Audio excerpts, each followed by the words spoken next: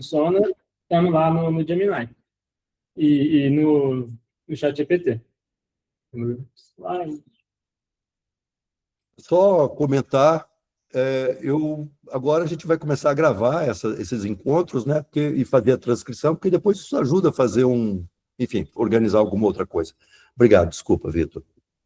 E assim, eu até estou muito feliz de estar aqui falando sobre tanto o Gen quanto o GPT, é uma coisa que eu gosto muito, que me interessa, eu acho fascinante como nos últimos dias eu tenho automatizado muita coisa do meu trabalho, e é bom que aqui no Lapiga eu sento ali próximo ao Thiago, ao Bernard, estou sempre ouvindo as discussões com o Guilherme, todo mundo, e agora, desses tempos atrás, eu tenho conseguido participar e ver muita coisa sendo automatizada do que eu faço, e é muito prazeroso poder usar a IA de uma forma que você fala, cara, isso é um uso eficiente.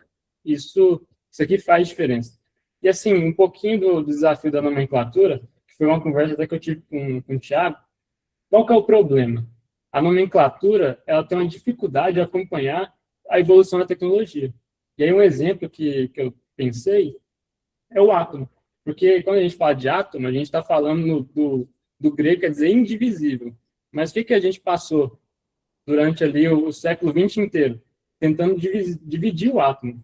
E até que isso aconteceu, e as consequências foram assustadoras, mas o que é o ponto? O átomo, ele é divisível, tem quarks, tem elétrons, tem tudo mais, só que a gente continua falando de átomo como átomo, mesmo ele significando que ele é indivisível. E por que eu estou dando esse... É só a introdução, gente, não vai ficar na parte teórica. Mas isso é importante até para falar sobre o tema com um pouquinho mais de cuidado. Porque quando a gente pensa, por exemplo, num LLM, que ficou muito famoso o termo, e hoje todo mundo fala, não, isso é um LLM, isso é um LLM, e é a mesma coisa, um pouco assim, do que é um átomo. Por quê? É language, só que language, será que já ainda faz sentido falar que é um language large model? Porque a parte do language era quando você só dava input de texto nele. Só que agora eles são multimodais. Tem as questões dos embeddings. Essa semana mesmo eu estava conversando com o Thiago, o Gemini lançou o Gemini Embeddings 2, agora no 10 de março. Então, são questões que estão avançando. A questão do large em que referência? Porque os primeiros modelos eram maiores. E agora você tem modelos menores do que aqueles primeiros que funcionam melhor. Então, qual que é o ponto de referência? E o model também, no sentido de que agora é mais até do que um modelo, porque ele chama ferramentas, ele coordena quase que uma equipe toda. E para que esse preâmbulo? É para dizer que, para um primeiro momento, eu acho que a gente pode chamar o Gemini em si e o ChatGPT de um assistente de IA. A gente não vai falar que ele é um agente ainda, nessa parte da apresentação. E o que a gente vai falar que o Gen e o GPT são? Eles são personalizações. Então, se o Gemini é um assistente de IA, o Gen é um assistente de IA personalizado. Você dá instruções, você entrega ferramentas para ele, e aí você tem um poder maior de controlar aquilo que ele vai responder, aquilo que ele vai fazer. E aqui agora a gente está na parte prática, não precisamos perder, a gente deixa para gastar tempo com teoria no final, mas isso aqui é a tela do Gemini, na hora que a gente vai criar um gem, e é bem simples. Você tem que colocar um nome na descrição do que é aquele gem, e essa parte de nome e descrição é para você identificar melhor e encontrar ele com mais facilidade, porque o coração mesmo está ali nas instruções. Ali que você vai dizer o que ele tem que responder, o que ele não tem que responder, ali que a engenharia de prompt acontece mesmo. Então, você quer que ele responda em JSON, quer que ele não responde, por exemplo, uma coisa que incomoda muito, quando você vai falar com um Gemini, um ChatGPT da vida, é que ele sempre faz aquela introdução de, claro, eu posso te responder, e aí ele faz a resposta, e quando termina ele vai e fala, posso te fazer mais não sei o que, e faz um monte de sugestões. Quando você está num Gen, você pode cortar isso, você fala, só responde isso, e pronto, não fala mais nada. E todos os outros parâmetros você pode criar. Então, assim, você vai avaliar currículos, avaliar ideias, você pode colocar os parâmetros perfeitos que você quer para que ele use isso sempre como parâmetro. E você também tem a parte das ferramentas. Então, você pode forçar ele a sempre responder com uma ferramenta específica. Então, ele vai sempre, a resposta é sempre a ser gerando uma imagem. Então, se você colocar isso, sempre que ele for responder, ele vai responder gerando uma imagem. É usando o Canva, que é uma versão dele de mostrar docs e mostrar códigos. Ele sempre vai fazer isso. É para gerar vídeo? Sempre vai fazer isso. Então, você consegue forçar a ferramenta. E tem a parte do conhecimento, que ali você vai adicionar o que você quer de conhecimento, algumas métricas, alguns documentos. É interessante, e eu estava até conversando isso com o pessoal aqui, que a gente popularmente costuma falar que quando a gente bota ali um conhecimento no Gemini, na verdade no Gem, a gente fala, a gente está treinando o modelo. Mas não é treinar o modelo, é uma imprecisão técnica. Porque a gente está ali, é mais uma questão de regra, de colocar uma informação que vai ancorar o modelo, porque treinar mesmo o modelo, quem treinou foi aquela que, assim, o modelo foi treinado com bilhões de dólares por muito tempo, e quando a gente coloca um conhecimento, a gente não muda o peso do modelo, o peso continua o mesmo. Então, isso é até importante quando a gente vai pensar, por exemplo, a Google lançou recentemente um outro aplicativo que fica dentro do Gemini, que chama Upple. E eu estou testando ele nos últimos dias, ele é muito interessante, você consegue fazer um sistema multi-agentes, só que porque ele é muito novo, ele é muito ruim. Você pesquisa as coisas no Gemini e ele não sabe responder sobre o Upple. Você pesquisa uma coisa e pensa, como é que eu faço para gerar o vídeo desse jeito? E aí ele começa a te dar instruções de como usar o Midjourney, que não é da Google, de como usar o Dall Mini, que também não é da Google, não está disponível no Upple. Só que ele vai claramente ele alucina, porque ele não tem conhecimento suficiente. E aí, o que eu achei de solução? Eu peguei a documentação do Upple, gerei um arquivo TXT, porque é melhor ali para o conhecimento, tira e coloca ele com um Markdown bem interessante. Peguei vários Upples que a Google gerou e documentei cada um. Comecei a copiar o que eles fizeram, colar num documento e alimentei um dia com isso.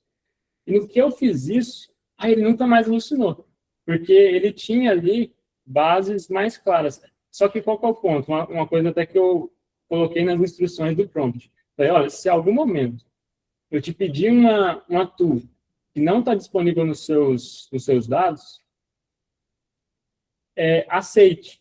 Porque pode ser que daqui a uma semana tenha uma tool nova lá. E se eu travar muito o modelo, ele começa a não me responder. Então, isso até é uma coisa que no começo a gente fazia muito, e até hoje, às vezes acontece. Por exemplo, eu quero fazer um Gen que é especialista em Python. E aí eu vou lá e coloco umas 10 apostilas com 500 páginas de Python, e isso às vezes atrapalha mais o modelo do que ajuda. Porque o modelo, quando ele foi treinado, lá o Gemini 3.1, ele já foi treinado com todo o GitHub possível de Python, ele sabe tudo sobre Python, e a gente alimenta, às vezes, ele com uma apostila de Python desatualizada. Então, em alguns casos, eu até estava conversando isso com o Thiago, o modelo generalista, ele vai responder melhor, porque ele está sempre nesse processo de atualização e ele não tem essas dificuldades. E aí, seguindo ainda para uma parte mais prática, para mostrar o poder do Gen, um dos exemplos de, digamos assim, poder do Gen aqui a gente tem duas prints. A primeira é de um Gen que eu criei, que era um Gen agendador. Então, quando eu mando qualquer print, qualquer imagem, quando eu subo qualquer texto de convite que eu recebi, ele cria um evento na minha agenda. Então, eu peguei ali no print a imagem hoje do café com bolo de ciência, joguei lá, e automaticamente ele criou na minha agenda um evento, colocou o link do Meet, tudo certinho, e assim, realmente criou, eu verifiquei, tá lá. Só que, e aí eu tenho que fazer um disclaimer.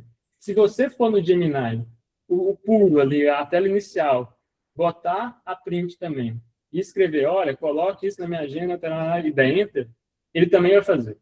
Não é uma característica especial do Gen. Mas o que o Gen faz? Uma vez que você configurou ele para qualquer coisa que você colocar, ele criar a agenda, você nunca mais vai precisar escrever o prompt. Então, você acessa ele, coloca a imagem direto e ele coloca na sua agenda, porque ele sabe o que é para fazer com aquilo. Agora, quando você vai no Gemini e só joga a imagem, tem que ser um Gem, ele vai começar a descrever a imagem, falar assim, olha, que bom que vai ter esse evento, que coisa legal, a iniciativa maravilhosa. Tal. Eu testei, ele começou a falar bem até do evento, nossa, que iniciativa, não sei o quê. Então, assim, se não tiver um parâmetro, você vai ter que escrever. E o Gem é isso, ele economiza nosso tempo, porque ainda mais em tarefas repetitivas que a gente vai ter que fazer, a gente já deixa pronto. E quando a gente jogar lá, pronto, ele já dá a resposta na cara, não precisa escrever, não precisa ficar fazendo prompt, o prompt já está nele, já está incluso dentro dele. E aí até coloquei um outro exemplo, que para mim faz muito sentido, que é a parte ali de cuidar, porque assim, aqui no Matig, eu não me apresentei, né, gente, mas eu sou mestrando aqui, eu sou formado em economia, então a minha área não é lá muito a IA, só que eu tenho me aventurado, e eu cuido muito da parte financeira aqui do Lapid. E uma coisa que eu tenho que fazer direto é o pessoal me manda passagem, me manda no meu e-mail, precisa comprar essa passagem, aquela passagem, não sei o quê. E para mandar para a FUNAP, que é a Fundação de Apoio à Pesquisa que auxilia a gente, eu preciso mandar isso em texto, eu não posso mandar a print. E aí, o que eu fazia antigamente? Eu ia no ChatGPT, eu tinha uma conversa com o ChatGPT que eu sempre mandava a print, e assim, eu já tinha explicado para ele o que era para fazer com a print. Só que passava uma semana, quando eu mandava outra print, ele já desconfigurava tudo. Ele começava a colocar a emissão de carbono do avião no meio do texto, e eu não podia mandar isso para a FUNAP, e eu tinha que ir lá explicar para ele, não, olha, não é para colocar esse dado, é para colocar só isso, e ele fazia certo. Aí passava 2 dias, alguém mandava uma print de outra companhia aérea, porque acessou o site de outra empresa. E aí quebrava ele de novo, porque ele tinha meio que se acostumado com a print de um jeito, de repente a print é diferente, ele quebra inteiro novamente. E aí, quando eu descobri o Gem, tudo isso acabou. Porque com os parâmetros corretos, assim, você vai extrair essa e essa informação, só isso. Independente da imagem, independente da companhia aérea, é para você pegar isso. Pronto. Toda print que eu mandava podia ser do site da Gol, site da Latam, do Google, do site do Google de buscar passagem aérea, ele sempre devolvia do mesmo jeito. Ele não tinha mais como alucinar, como ficar confuso, porque os parâmetros estavam muito claros, estava ali nas instruções dele. Então, sempre que ele ia fazer a tarefa, ele lia as instruções e executava.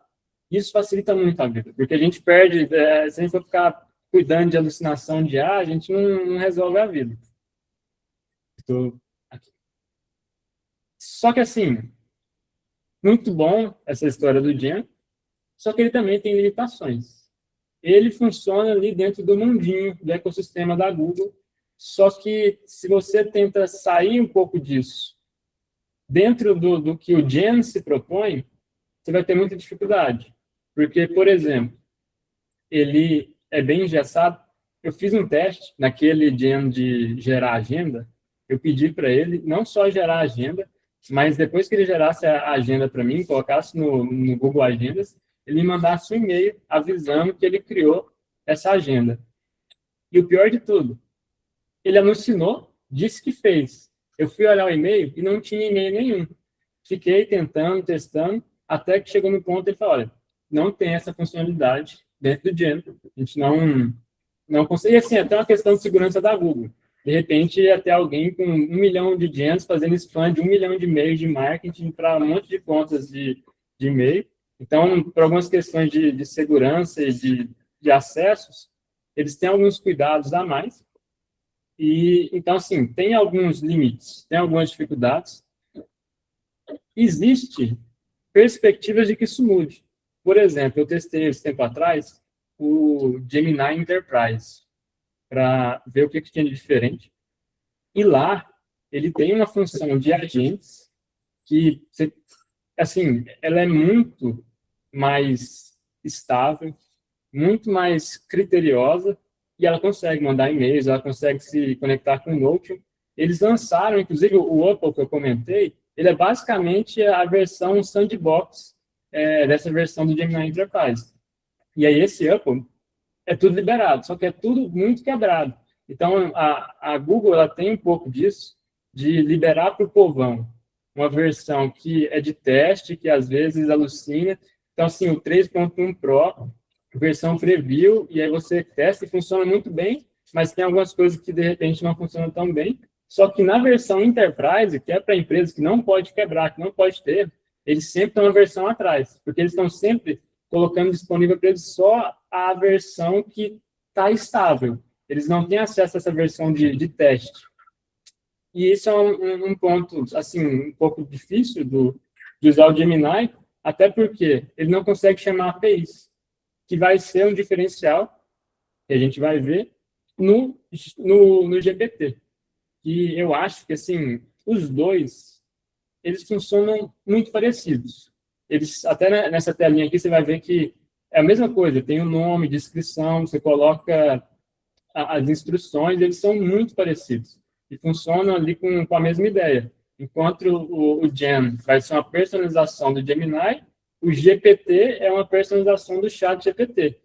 Tem uma coisinha mais ou outra no GPT, por exemplo, tem uma função de quebra-gelo, que aí você faz algumas sugestões de pergunta para quando você acessar o GPT, ele já tem ali algumas sugestões, tem alguns detalhes, mas assim, o que realmente faz a diferença no GPT é a função Actions.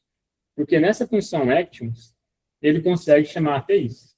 Ele consegue acessar o mundo exterior, digamos assim. Ele começa a ficar interessante. Então, eu fiz um teste bem básico, mas foi bem interessante, que foi tentar chamar uma API uma API pública de dados meteorológicos.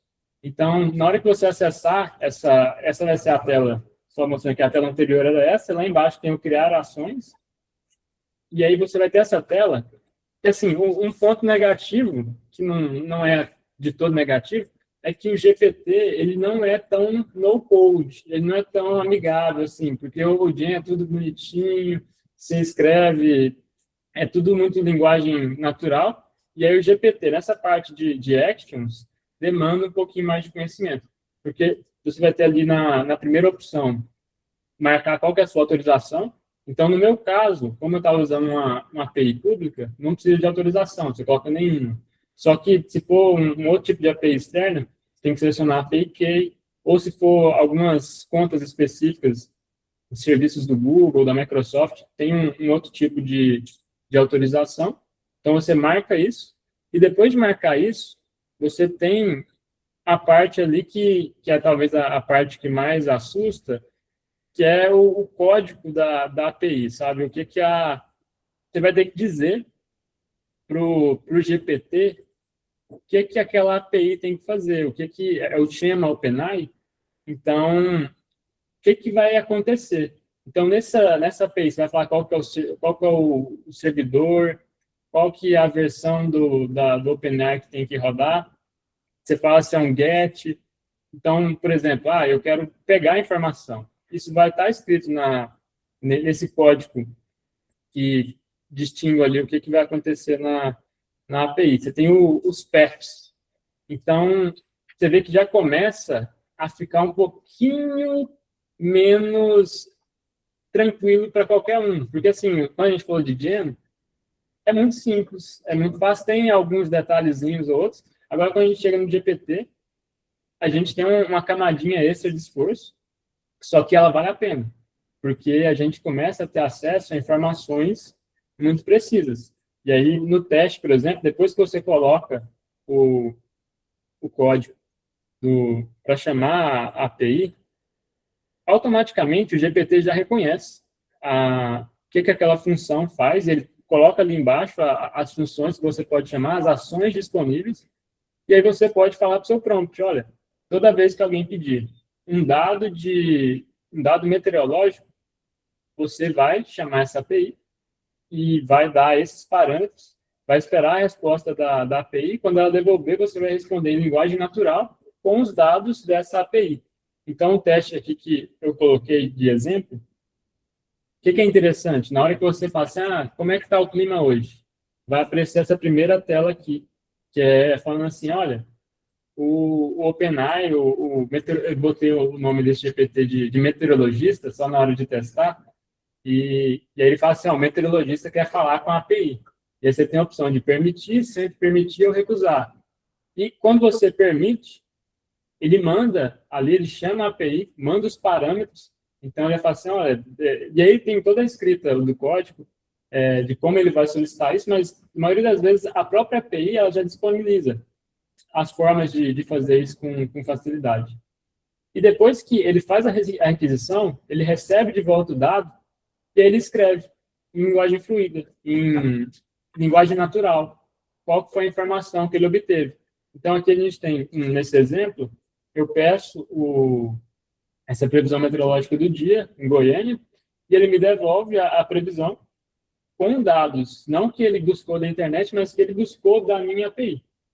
Isso é muito interessante, porque a gente começa a abrir um leque grande de coisas, e até o GPT, para perceber essas possibilidades, ele tem a própria biblioteca dele. Então, quando a gente entra lá no GPTs, tem vários GPTs já criados. Eu coloquei um exemplo prático aqui, que é o Consensus, que é aquela IA que muita gente usa para fazer consulta de material acadêmico, e ela tem um GPT já cadastrado lá, você acessa, você não precisa criar nada, ele já está pronto. Na hora que você fizer uma pergunta dentro desse GPT do Consensus, ele vem com aquela mesma mensagem, falando assim, olha, o Consensus quer falar com a API tal. Você permite, ele chama a API, dá os parâmetros, ele recebe de volta a informação e ele responde a partir das informações que ele recebeu. Então, não é a informação que ele está tirando da internet, não é a informação que o modelo está prevendo, não. É a informação que ele está puxando da API do Consensus.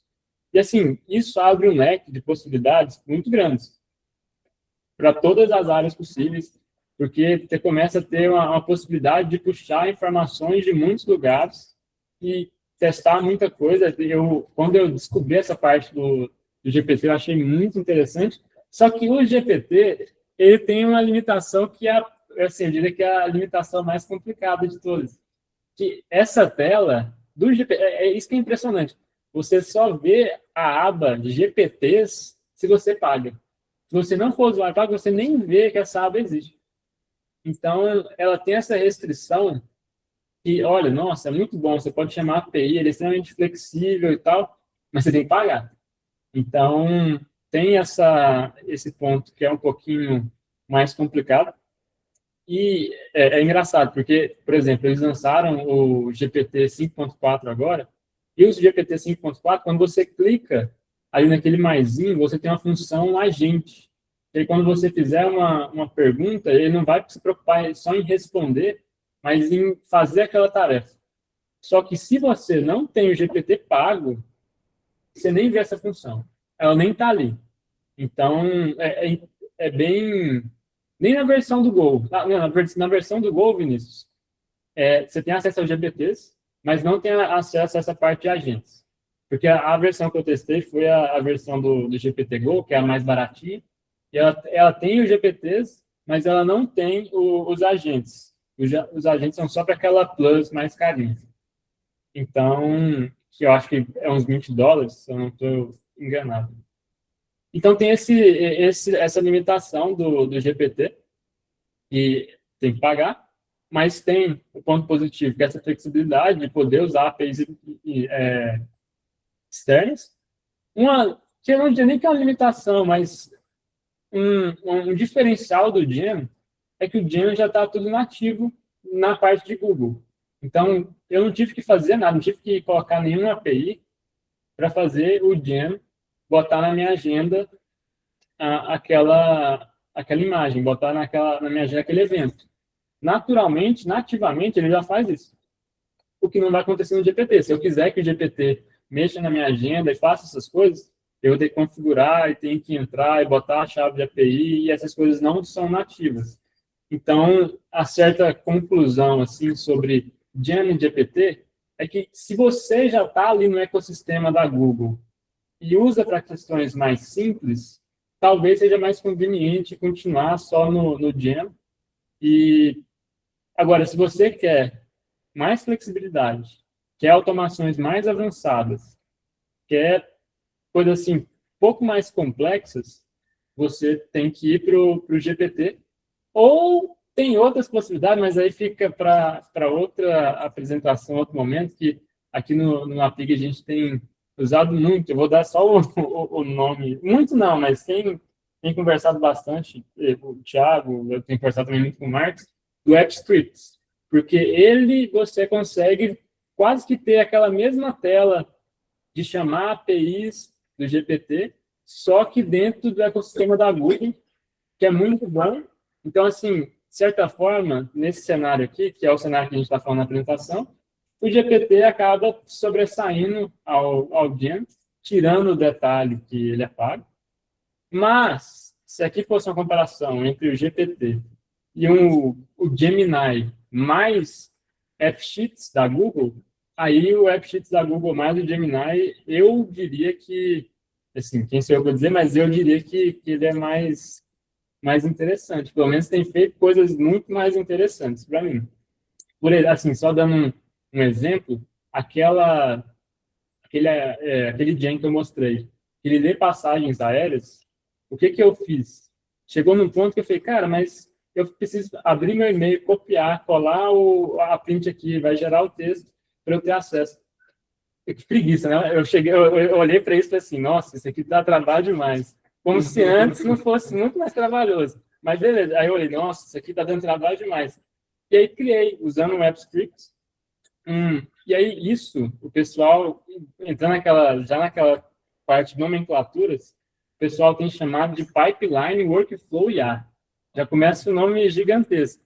Mas o que é? É você fazer um script que ele vai programar até um certo ponto e ele vai chamar uma API de IA, ela vai fazer o trabalho que, digamos assim, só a IA conseguiria ou ela faz mais fácil e depois o script continua. Então, é uma programação que ela está muito bem definida, os parâmetros. Não é igual um agente que ele vai descobrir o jeito que ele vai fazer, ele vai dar um jeito de resolver. Não, é um script, ele roda bonitinho, chama a IA, faz o que precisa e volta. Então, e é interessante. É uma forma de usar que eu tenho visto que tem feito muita diferença, pelo menos para mim, e é bem legal. Só que nessa apresentação toda, talvez surja uma dúvida, porque a gente está falando do Gemini, está falando do ChatGPT, mas tem aí um outro grande player nessa história que surgiu, não é que surgiu, mas assim, tem despontado tem pouco tempo, que é o cloud. E quando a gente vai falar de cloud, meio que fica assim, tá, mas o Gemini tem o Gen, o ChatGPT tem o GPT, mas e o cloud? Cadê o que eles têm? E assim, o mais próximo que eles vão ter a essa personalização são os projetos. Então, no project, você vai lá, vai criar uma pasta, e essa pasta ela tem uma janela de contexto muito grande. Então, ele armazena bem ali as conversas, e você pode ter várias conversas, e você consegue colocar algumas instruções para ele, consegue subir alguns dados, alguns conhecimentos, igual a gente pode, entre aspas, treinar um Gen ou treinar um GPT, entre aspas, porque não é bem um treinar. Você também pode fazer isso com projects, mas ele para aí. Ele não tem essa função de chamar API, ele não tem essas integrações com Google Workspace, então de Excel, essas coisas assim de gerar, de parecer tanto um agente quanto os outros.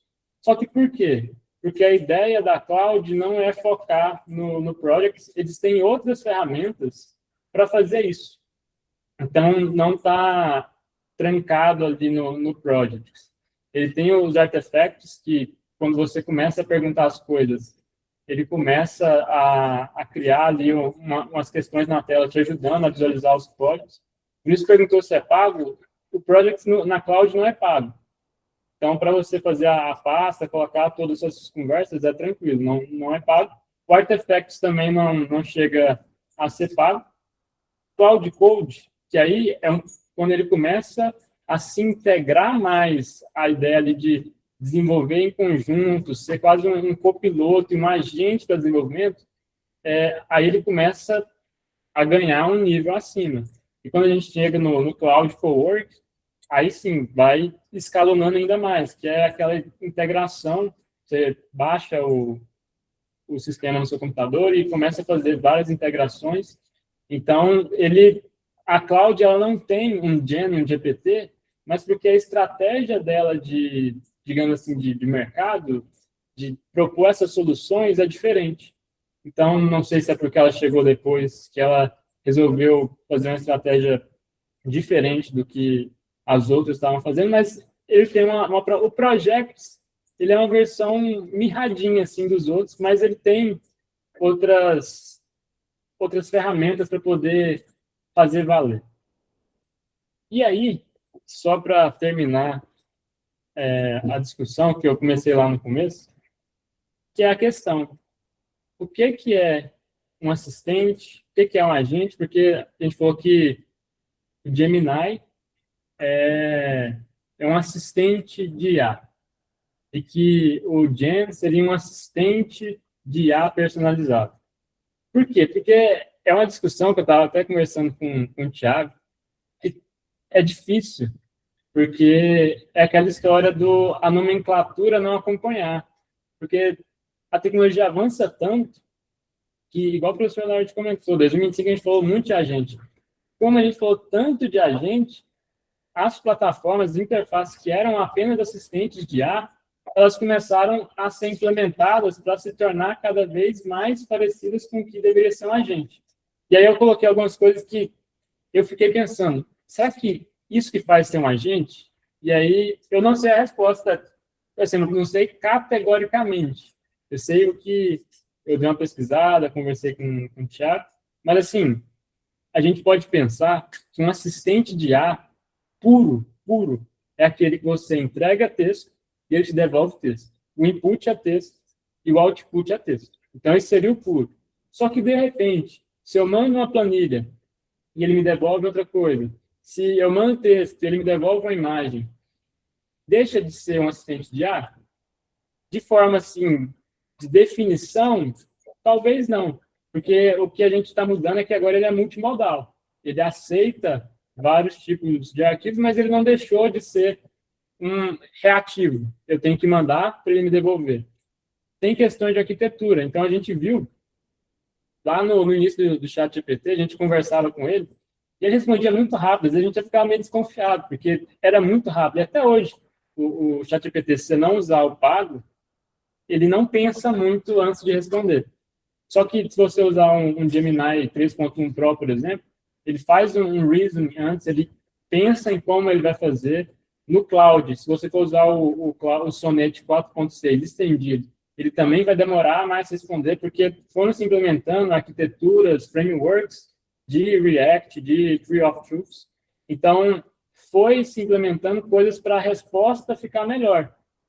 E assim, as pessoas, assim, a definição ainda fica complicado, porque você muda o que está debaixo do capô do carro, mas o que o carro faz continua sendo o mesmo. Então, é difícil dizer que é isso que faz ele ser um agente. Porque o que vão defender mais, e aí, o engraçado é que a gente tem pouco... Eu até brinquei isso com o Thiago, foi a próxima pessoa que fez um café com bolo. Se fosse para ser o café com bolo que eu queria, que eu fiquei curioso, a pessoa teria que fazer um sistema onde eu jogo alguma IA, algum termo, então assim, eu escrevo lá, Gemini, e ela vai me falar, vai classificar, isso é um assistente de IA. Aí eu jogo Gen, ele, é um assistente de IA personalizado. Eu jogo Llama 4, e ele me falasse exatamente o que é cada coisa, porque cada lugar tem uma proposta diferente, e é por conta de uma questão até de mercado. Então, assim, todo mundo quer ter o agente, mas às vezes o agente não é tão agente assim. Mas o que está em pauta, o que estão falando é agente. Então, vamos colocar que isso é um agente. Até nessas questões mercadológicas é um pouco complicado. Só que a realidade é que vai, assim, ser mais conceituado como um agente, vai ser ele ultrapassar esse sistema reativo, que ele precisa sempre de input, ele não tem tanta proatividade, não tem tanta autonomia. E como que eu tenho visto, por exemplo, essa questão do Gen do GPT?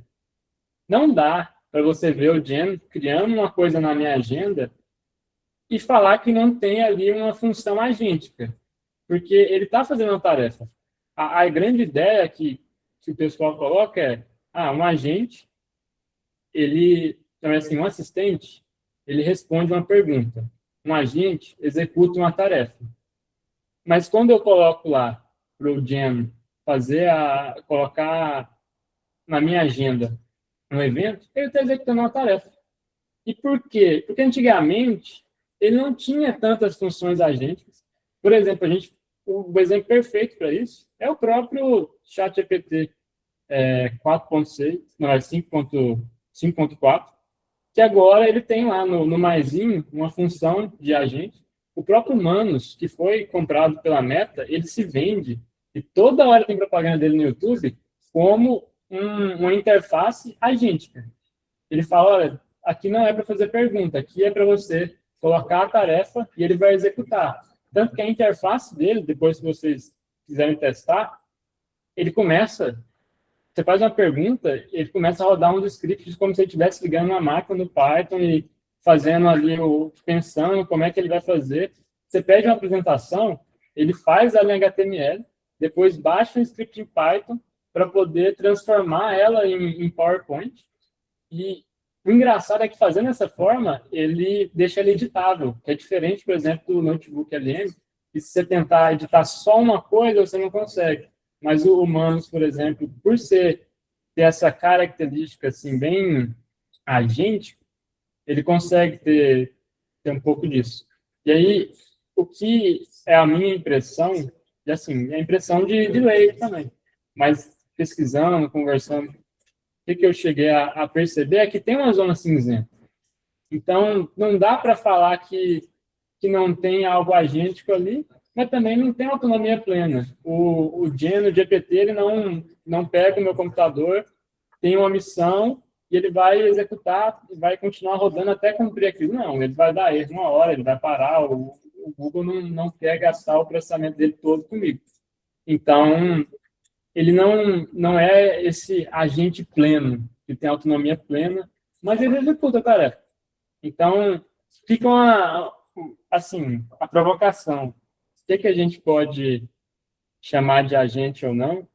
Eu sei que tem uma coisa muito mercadológica dentro disso tudo, mas é o que eu falei. Eu queria que alguém fizesse um café com bolo, que a pessoa vai criar um sistema.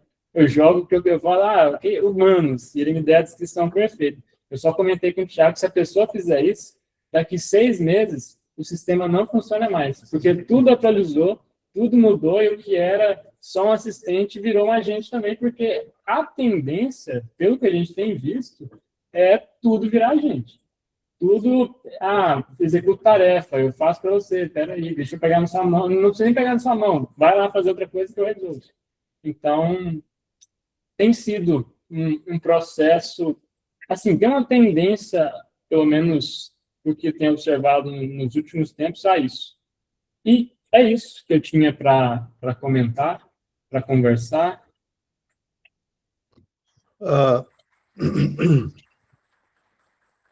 Vitor, muito bom mesmo, obrigado, parabéns.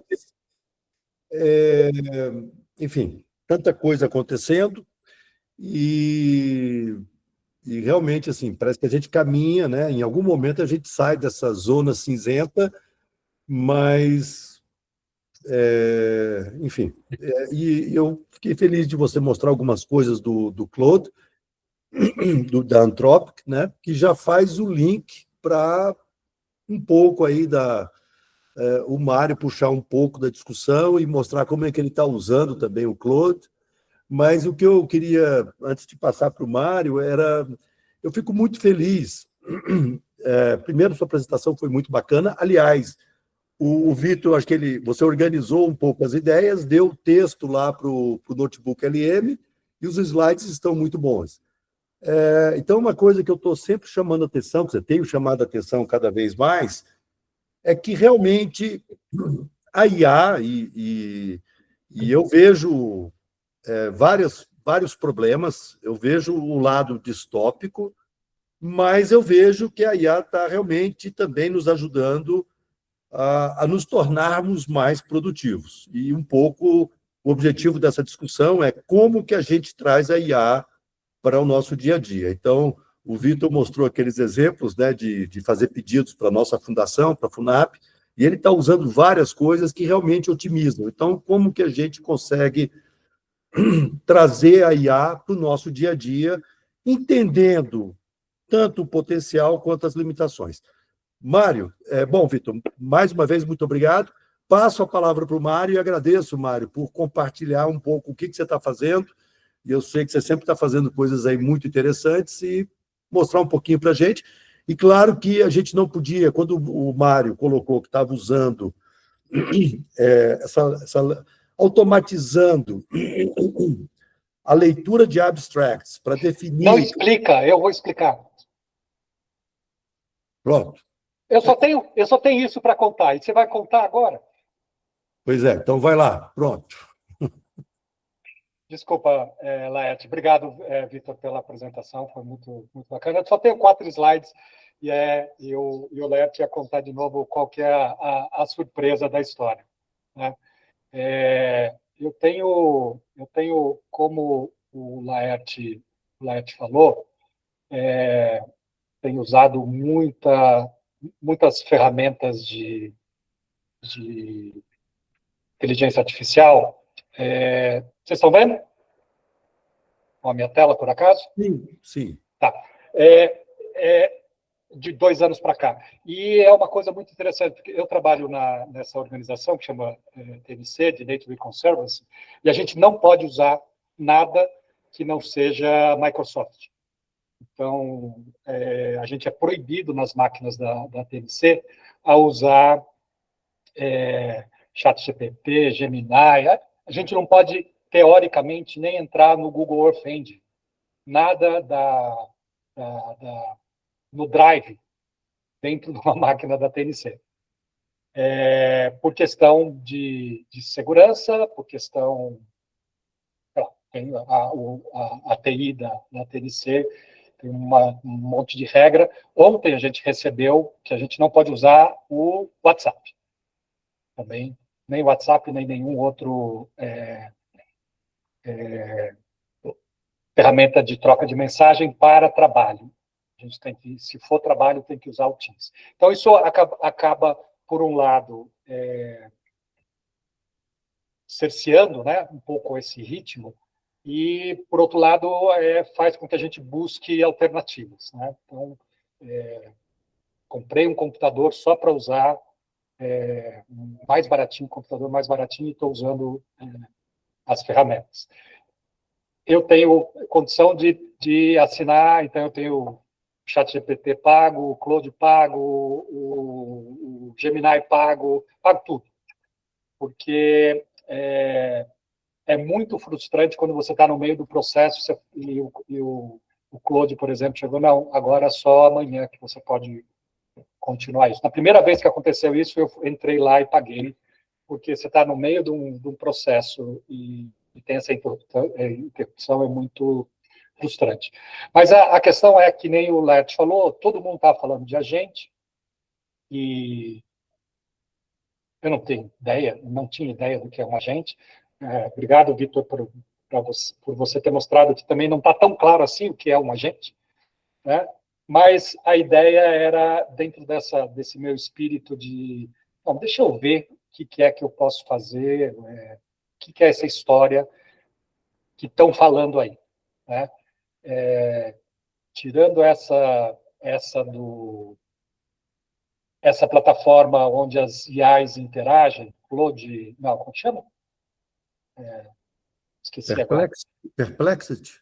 Não, aquela que as IAs ficam conversando. Tá, o OpenClaw. Tirando isso, que eu acho que é uma bobagem, uma coisa que não me tem nenhum interesse, todas as outras coisas eu fico fuçando. E aí a ideia isso é uma coisa que foi desenvolvido em um dia e meio, tá? Entre tomar uma decisão e ter uma coisa que funcione, tá?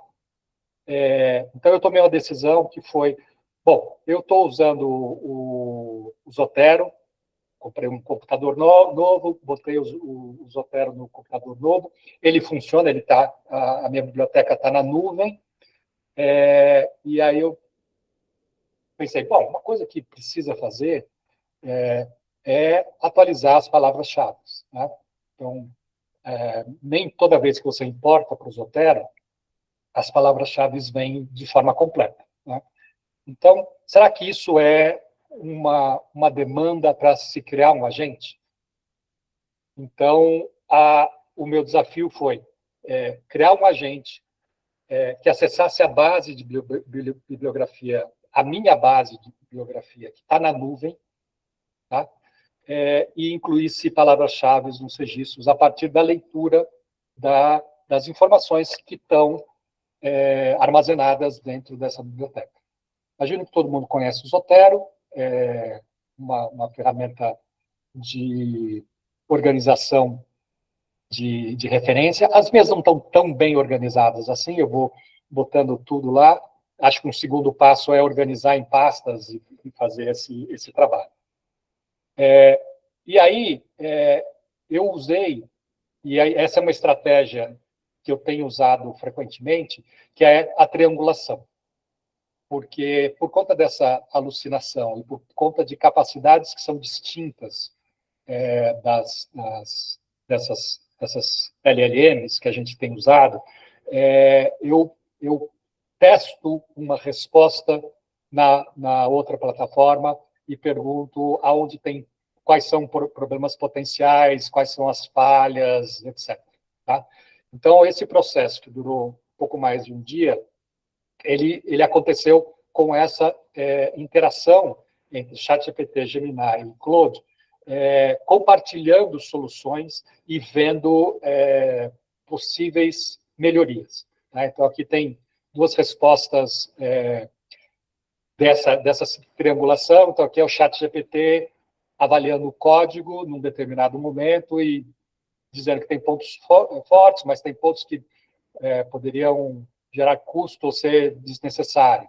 Aqui tem numa outra entrada, numa outra interação em que o Claude avalia, não, o código está bem estruturado, blá, blá, blá. Então, esse é um processo que eu uso frequentemente, principalmente quando eu não tenho domínio do que está acontecendo, porque eu sei o que eu quero, mas eu não sei como isso é executado, né? E a ideia era fazer tudo isso num código Python. Então, uma das coisas que eu descobri é que o Zotero tem uma API. Essa API ela é relacionada à minha biblioteca. Então, a minha biblioteca na nuvem, eu consigo acessar via essa API. E o Gemini também tem uma API. Ele funciona num código Python via uma API, não essa versão Flash 2.5, no qual eu posso fazer um prompt e rodar dentro do Python para que ele execute uma tarefa, né? Então, esse é o meu primeiro prompt, que foi feito via interação com as LLMs que eu estou usando. Eu não sei exatamente de onde vem isso. Pelo tipo e pela cor, eu acho que essa aqui veio do Claude.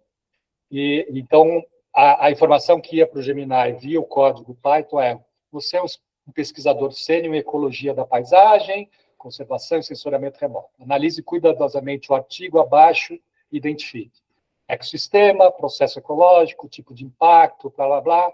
A partir dessa análise, gere 3 a 6 tags que representem o bioma, que é uma coisa obrigatória, que seria a parte geográfica, pelo menos um tema central, processos ecológicos relevantes, métodos ou técnicas aplicáveis. As tags devem refletir o conteúdo real do estudo, mesmo que seja necessário inferir. Perdão. Respondo apenas com listas separadas por vírgula. Isso rodou, e aí isso era muito caro. Isso custava muitos créditos fazer essa aplicação rodar no Python.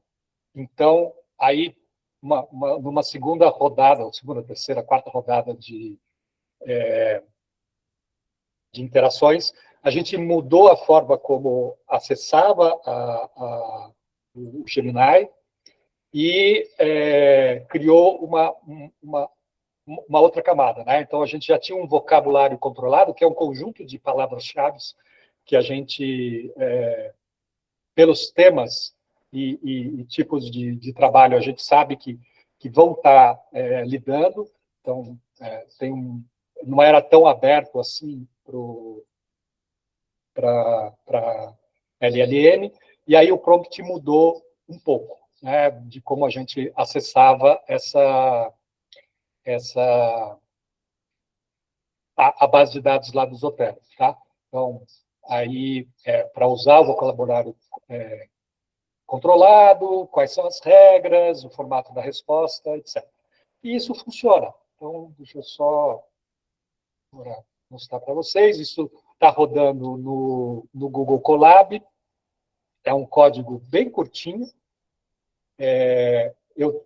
Uma das coisas que foi nessa troca esconder os acessos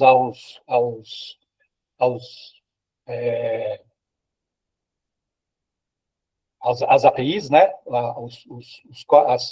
As chaves específicas da API no código, então criar um ambiente onde você separado isso do código, né? Tem uma biblioteca para trabalhar com Zotero dentro do Python, e aí tem um código de, sei lá, umas dezenas de linhas. Esse aqui é o primeiro lá que rodou, que era mais caro. Então, a ideia era essa, né? Mostrar que, a partir de um desejo, né? Então, eu parti de um desejo que era, eu quero ter um agente para chamar de meu. Eu que fiz. Então, sentei lá com os meus chapas e fui trocando ideias com eles. E no final da história, eu tenho um agente para chamar de meu. Ele tem então, gastei um dia e meio, fiz isso, rodei para as 100 primeiras bibliografias, aí eu fui fazer outra coisa, né? Mas precisa fazer...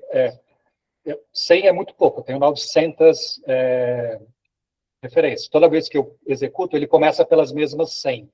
Então, eu tenho que aperfeiçoar o código para que ele acesse referências que não têm tags.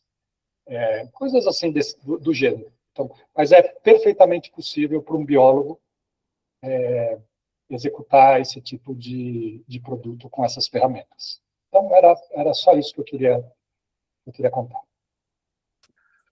Não, fantástico, Mário. Bom, primeiro, quando o Mário falou sobre essa questão que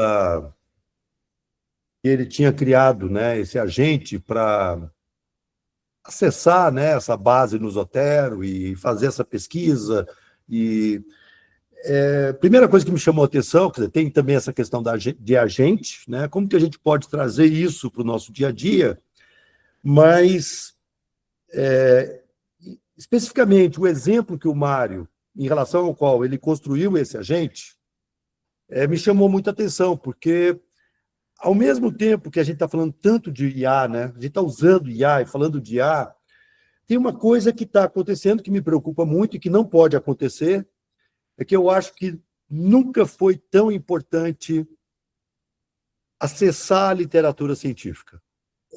Pode parecer paradoxal, né, porque nós temos essas bases de conhecimento, ou não são bem bases, né, porque é generativo, e você pergunta lá e ele te dá uma resposta cada vez mais, com mais chance de ser correta, cada vez alucinando menos, por conta do tal do grounding, mas eu tenho falado, nunca foi tão importante a gente acessar a literatura científica.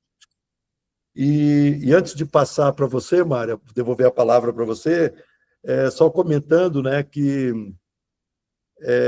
a IA ela está nos dando uma oportunidade, essa facilidade, né? O Mário ele não é, por natureza, um programador, ele não trabalha com código, mas ele está fazendo coisas extremamente criativas.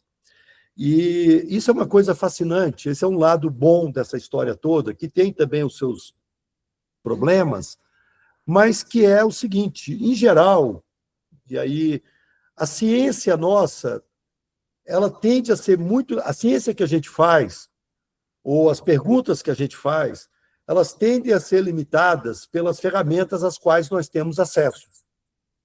E agora, a gente está com uma possibilidade de, sabendo quais são as perguntas, ou sabendo o que a gente quer perguntar, quais são os problemas, é como se a gente tivesse uma grande ferramenta, ou máquina, o que fosse, para criar ferramentas muito específicas para os problemas que a gente quer, com os quais a gente está trabalhando. E isso nos dá uma liberdade muito grande, né? Mário. Eu queria comentar sobre o Claude, que você falou no começo, né? E sobre a questão ética. Porque é impressionante, eu estou realmente impressionado, porque quando a minha evolução foi, eu comecei com o ChatGPT pago, aí comecei a explorar também Gemini, aí também Gemini pago, e agora essa terceira onda com o Claude. Eu estou fazendo um outro exercício com ele, e é impressionante o rigor científico dele chamar a atenção, de fazer assim, não, você vai fazer dessa forma, porque senão você está roubando. Ele não falou isso, mas era justamente... A gente tinha que congelar um modelo, a gente está usando o Open Science Framework. Ele falou, não, a gente não vai seguir antes de você congelar e publicar o modelo na plataforma, porque senão você pode ser acusado de estar criando uma situação com seus dados para, escolhendo os dados que você quer para melhorar o seu modelo. Então, ele falou, você primeiro vai fazer isso, amanhã a gente continua.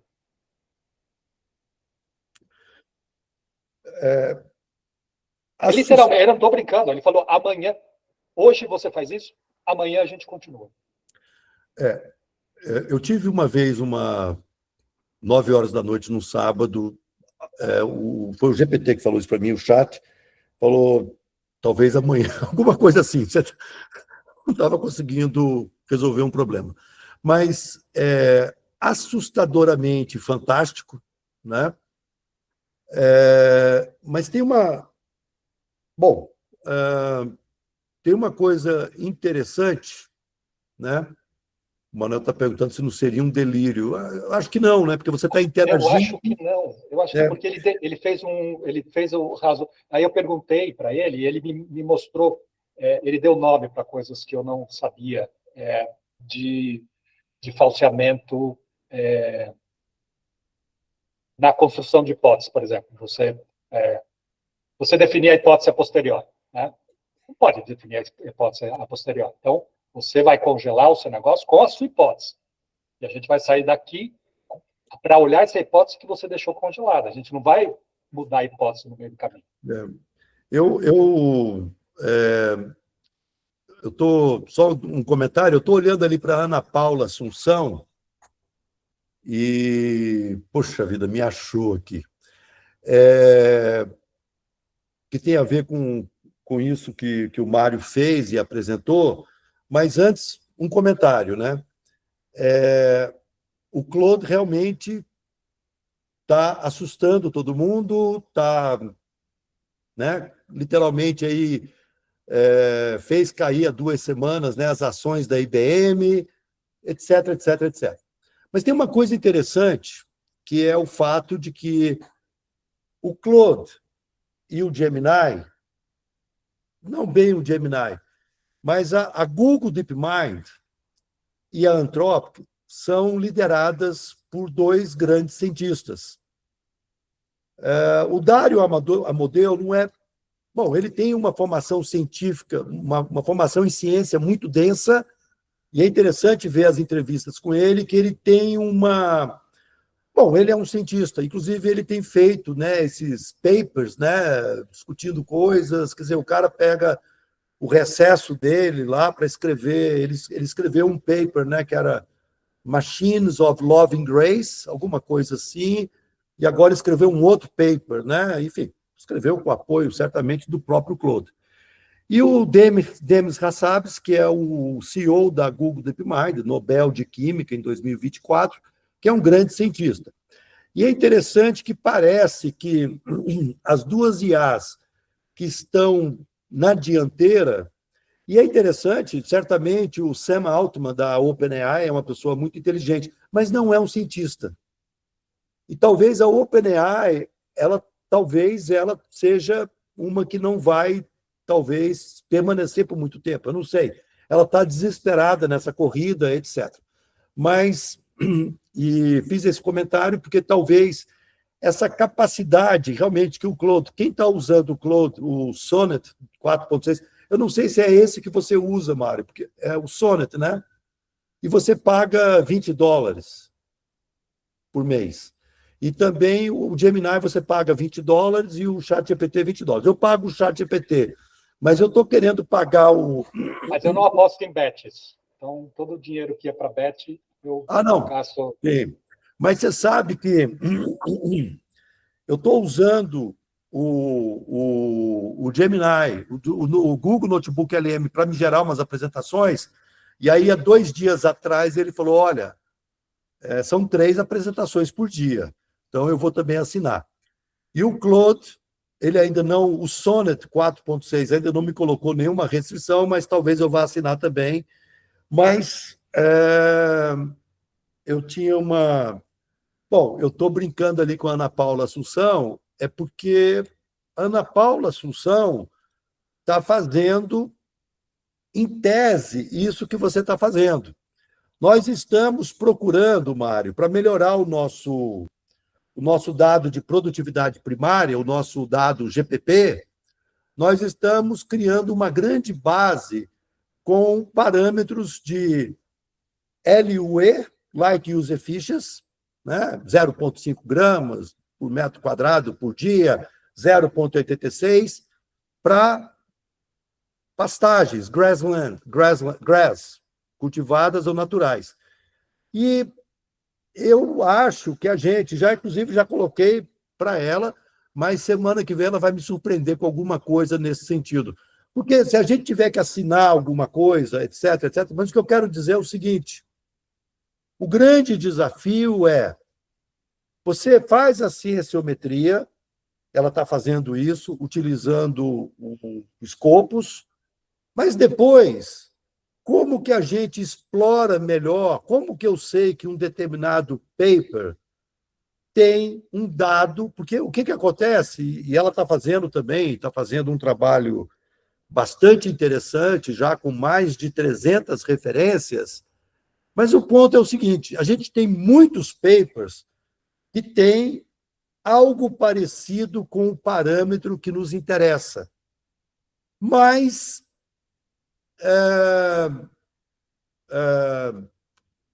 coletado de maneiras muito distintas.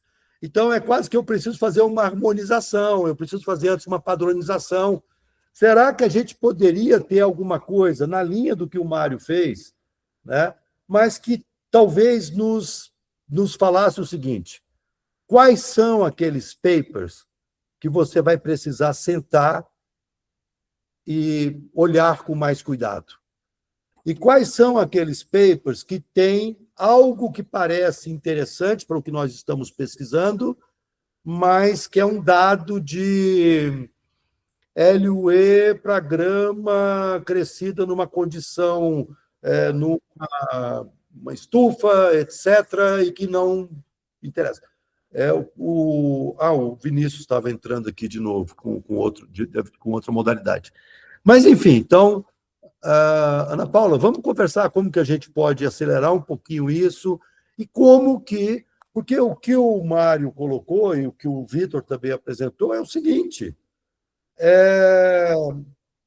olha, como que eu consigo construir ferramentas? O que nós temos, não sei se eu estou conseguindo usar a melhor imagem, fazer a melhor analogia, mas o que nós estamos tendo à disposição da gente é uma máquina de criar ferramentas. O Mário criou uma ferramenta. Certamente tem alguém que desenvolveu um código que está lá no R, que faz um pouco isso que o Mário fez, mas não exatamente com o que o Mário tinha em mente. A ferramenta que foi desenvolvida por alguém, ela não necessariamente, ou dificilmente, ela vai servir à perfeição a minha pergunta e a minha criatividade. E o que nós temos agora é algo, eu diria, nesse aspecto extraordinário, porque nós podemos criar códigos com uma facilidade muito grande, questão de 1 dia, 2 dias, que resolve a minha pergunta, ou, de uma forma mais ampla, a ciência que eu quero fazer. Eu tenho uma facilidade agora de explorar esse mundo de dados que existe, no nosso caso, principalmente dados de sensoriamento remoto, em que nenhum código que está lá no R, ou um código, ou uma biblioteca que está lá no GE, faz exatamente o que eu gostaria que eu fizesse. Porque se tiver um código feito por uma outra pessoa que responda à perfeição à minha pergunta, tem alguma coisa aí no meio do caminho que não está legal. Ou a minha pergunta não é tão original assim, ou eu estou me limitando às possibilidades das ferramentas que estão aí.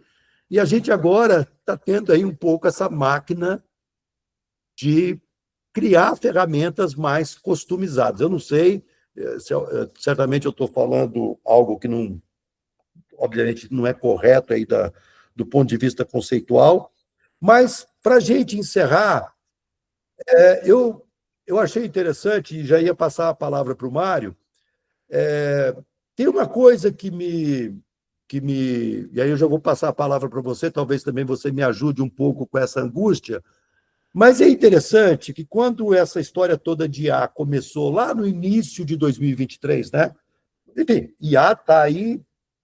O Mário usou uma referência antiga, que outro dia eu pensei e fiquei com medo de usar, Mário. Mas que bom que você usou, porque agora também... Mas, não, mas o ponto é o seguinte, eu e o Mário, né, que talvez sejamos os mais... Está aqui o Nilson também, nós estamos ouvindo falar de IA há muitos anos. E, de repente, lá em 2023, 2022, tem uma revolução. E o que a gente está percebendo, o que eu estou percebendo é que o que estava vindo como mudanças, né, nesse momento disruptivo, demorava alguns meses. Agora é semana. É interessante que o Mário falou que eu também não vi graça nenhuma, não tenho curiosidade naquele negócio de rede social entre agentes, que para mim também é uma besteira isso. Mas é interessante que quando veio aquele OpenClaw, né, que tinha um outro nome, né, mudou de nome 3 vezes, que na verdade, que aquilo foi construído usando o GPT. Eu até achei graça quando o Cortinhas, num desses grupos que a gente participa, fala o código desse OpenClaw não é tão elegante. Realmente, o austríaco que criou aquilo, eu vi uma entrevista, ele falou, não, eu usei o GPT, usou o Claude, é um cara de muita programação, mas ele usou essas ferramentas que estavam aí. Mas tem uma coisa interessante, agora parece que a Perplexity lançou aí o Perplexity Computer, que é um negócio que ele organiza a sua vida, gerencia a sua vida na nuvem. Mas, pronto, sempre falo demais, Mas a curiosidade é o seguinte, a angústia é aonde investir? Existem, assim, você tem o Humanos, você tem o DeepSeek, você tem... Aonde que você investe para você não se perder nessa distração de toda semana ter uma novidade? O Mário, mais ou menos, resolveu o problema que ele paga 3. Mas aí, Mário, Que é 4. o Lovable também, que fez Você a está página. pagando o Lovable também. Ok. Mário, rapidamente. Aonde que você vê o GPT mais útil, o Gemini mais útil, o Claude mais útil? Obrigado. Antes disso, eu quero fazer uma pergunta para o Vitor. Vitor, eu tenho um agente ou eu tenho um assistente? Olha, Mário, eu não tenho certeza dessa resposta. Aí tem mais que outras pessoas podem ajudar também, mas assim, pelo que eu percebi do que você fez, eu não consigo, não precisaria jogar o que você fez no Gemini para ele explicar, e aí sim eu poder te responder. Me parece que você tem algo mais parecido com o que eu comentei que também tinha feito, que é um pipeline workflow com IA. Então, você tem um script, quando chega no ponto que está todas as informações organizadas, você chama um IA e ela faz o trabalho grosso ali e ela te devolve uma resposta. Então, seria esse termo gigantesco e pouco intuitivo, pelo que eu percebi. E até uma sugestão, depois você pode perguntar para a IA se faz sentido, joga lá, se faz sentido usar o GitHub Actions nessa questão que você está rodando. Deixa eu Porque aqui. eu tive um problema parecido, que eu queria acessar uma página, extrair um dado, depois receber por e-mail escrito de um resumo daquele dado, e testando várias funcionalidades, eu cheguei nesse GitHub Actions, assim, me solucionou muito bem, e até foi até engraçado, porque ele liga um servidor para você, roda tudo, e aí eu fui mostrar para o Thiago, aqui do Lapig, ele achou muito interessante, só que no meio que eu estava mostrando, eu precisava abrir um código do Python. E aí foi que eu percebi que eu, formado em economia, lá no meu notebook, rodando no GitHub Actions, não tinha Python instalado no notebook. Eu fiz um código no Python, rodei ele, chamei uma API do Gemini, mas nunca tinha instalado o Python no notebook. Estava tudo rodando no servidor e eu não sei lá onde que está. Então, nesse sentido, eu acho que é muito disruptivo mesmo o que o professor Lard comentou. A gente tem a possibilidade de ter ferramentas que eu não tenho nem o Python baixado no meu computador e estou usando Python. Eu ia Mas sobre fez um assistente. Se tiver que escolher um hoje, é o Claude. Não tem dúvida. Eu não faço imagem. Eu sou extremamente frustrado com todas as imagens que eu fiz no Sora, no Banana. Para mim é tudo horrível. É uma pobreza. Então, assim, não me interessa imagem. Não me interessando imagem, me interessando mais essas questões mais práticas, vamos dizer assim. Eu uso o Claude. Eu uso muito o ChatGPT e o Gemini para estudo. Então, tem um tópico que eu quero aprender. Né? Então, sei lá, coisas celtas, invasão celta, não sei o que lá. Aí eu vou num desses aí mais... Né? Porque, assim, isso é interessante, né? Porque eles vão... É muito engraçado. Porque eles pegam tudo que você faz e eles criam uma persona do que eu sou. Então, o Gemini, ele toda hora, ele põe a história do grid hexagonal. Porque eu usei muito o Gemini para um estudo usando o grid hexagonal. E aí ele acha que para tudo eu quero fazer grid hexagonal. Então tem uma solução assim, completa, não tem nada a ver. E eu falo, mas a gente pode usar o grid hexagonal aqui. E aí eu tento separar um pouco para deixar eles em dúvida sobre quem eu sou de fato. Interessante isso. Essa questão da memória é um negócio muito interessante, né? Porque... Ela é muito forte e muito ruim. É, Porque ele se apega a determinadas coisas que não são core. sim, sim. É um negócio extremamente complexo, essa memória, porque em algumas situações você gostaria de ter persistência, mas ele se apega a alguma coisa ali, é quase que um ruído, né? Alguma coisa assim. Mas é interessante, eu também uso um pouco na linha, como o Mário usa, de confrontar alguma coisa entre as IAs, um pouco aquela triangulação. E acho que pela sua resposta dá para dizer o seguinte: o Claude hoje resolve os seus problemas, mas você usa o ChatGPT e o Gemini quase que para confrontar ou para ter quase que como para ter um quality assurance ou alguma coisa assim sobre o que ele está fazendo. Porque a gente sempre fica na dúvida sobre essa questão da alucinação, né? Porque, inclusive, até o próprio notebook LM tem um pouquinho de alucinação, ainda que ele seja realmente fechado naquela fonte que você está dando para ele, né? Aqui eu vou compartilhar um segredo. No ChatGPT, eu tenho uma conversa muito longa sobre tarô. Eu tiro o tarô e converso com ele sobre as reflexões, como é que chama? Os arquétipos, o que está por trás da simbologia da carta do tarô, etc. Muito interessante. E no Gemini eu faço com sonho. Aí é sonho. Então, ele acha que eu sou místico do tarô e o outro acha que eu sou, sei lá, coisas de sonho. E só uma e o Claude é só código. Aí ele não sabe nada da minha vida. O Claude é um negócio mais... Tá. E você já está usando o 5.4? Alguém aqui já está usando 5.4? Já sentiu alguma... Maravilha. Gente,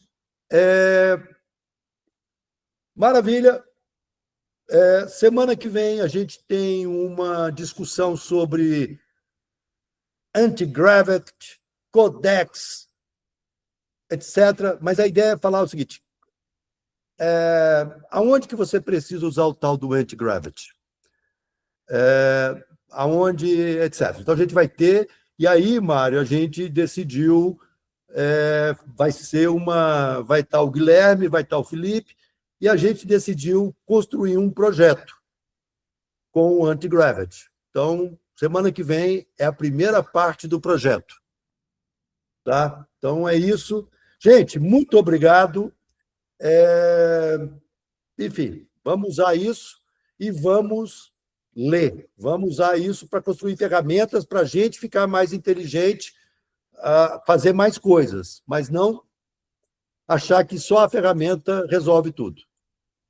Maravilha. Um abraço. Obrigado, Mário. Obrigado. Tchau, tchau.